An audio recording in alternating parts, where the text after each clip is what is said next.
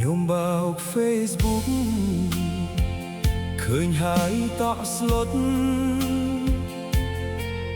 រឿងធំបំផុតគ្រោះថ្នាក់ចារាទ្រម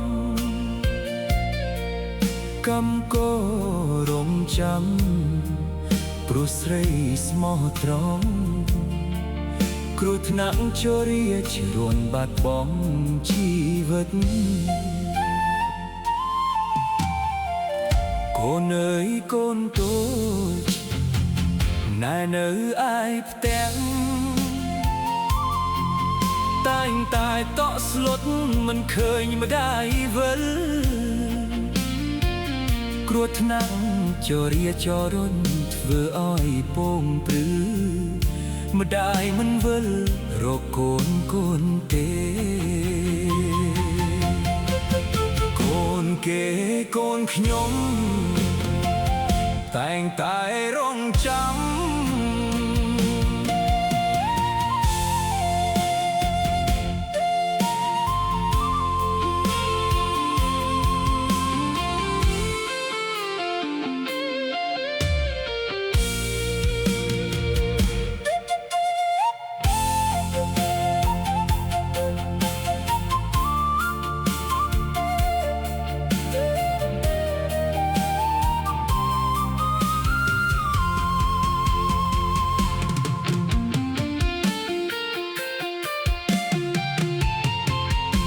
បោក Facebook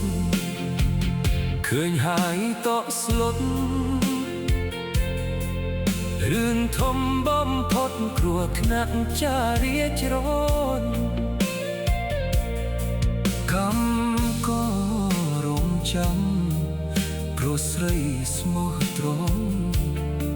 គ្រោះថ្នាក់ចារាជ្រនបាត់បង់ជីវិត